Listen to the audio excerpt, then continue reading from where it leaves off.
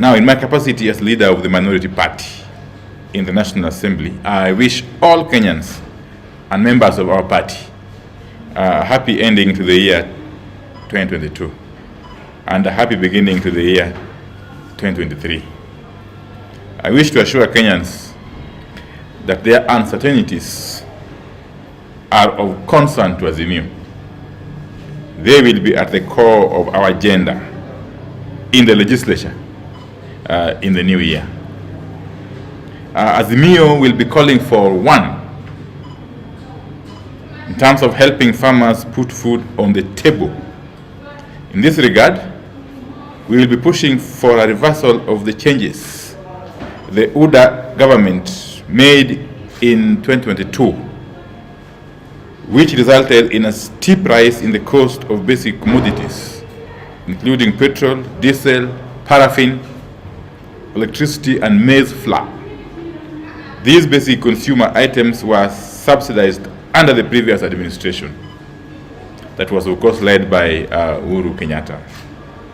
We have noticed that the Kenya Kwanza administration lowered these subsidies.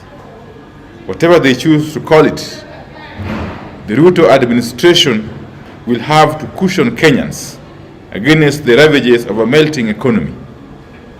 2, cost and management of education. There is a total lack of clarity at the Ministry of Education. Whether fees have gone up or not is not clear. The place of CBC graduates and what their exam means is not clear. Whether the government will continue funding public universities is not clear. With regard to school fees, we will follow up to ensure no child misses a place in high school, college, or university because of lack of school fees. High school education was also substantially subsidized previously, as you may be aware.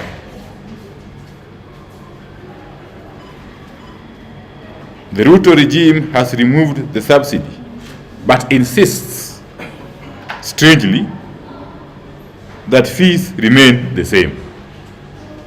We are going to demand the full reinstatement of the subsidy in education. We are going to demand a review of the university students' loan regime to ensure it is in tune with the prevailing economic circumstances. President Ruto talks a lot about growing up in poverty. We believe he's only where he is because the country paid for his education. He's definitely a beneficiary of the government bursaries of his time and the government sponsorship through entire university education. He must not deny other children that opportunity. We shall insist that the government employs all trained teachers in order to address the biting shortage of teachers in both primary and secondary schools. To this end, we expect to see adequate budgetary allocation to the Teachers Service Commission in the impending supplementary budget to enable it absorb all the unemployed but trained teachers and have them deployed in schools during the first term of 2023. 3, workers' welfare. We are going to take a very keen interest in the grievances of university lecturers and school teachers over pay.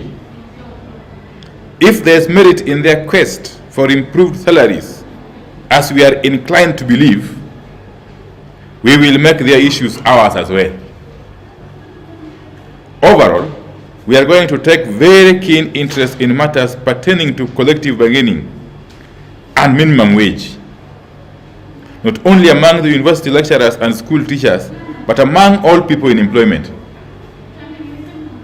We will demand that pesa ya wazee reaches all persons over 70 years of age, and that it is increased from the current Kenya shillings 2,000 to a minimum Kenya shillings 4,000 per month. paid on timely and predictable basis. 6. Protection to farmers. The government is hell-bent on importing maize, rice, and sugar.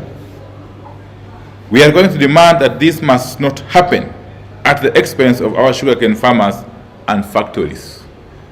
It must not leave maize and rice farmers stuck in debt. We can't live forever on imported food, particularly when it happens at the expense of our farmers and struggling institutions.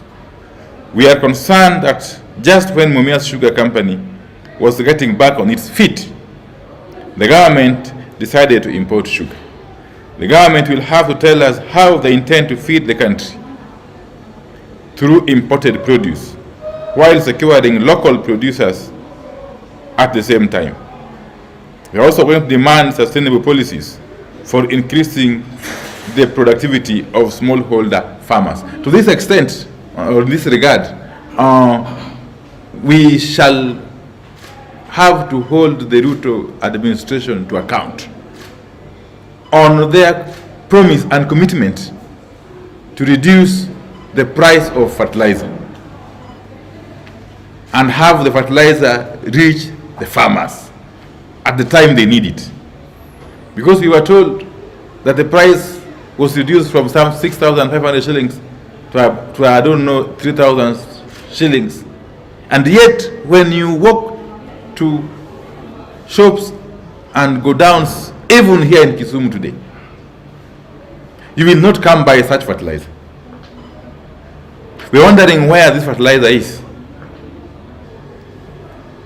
According to the Gallup poll, the percentage of Kenyans who have confidence in the integrity of elections declined from 58% in 2015 to only 35% in 2021.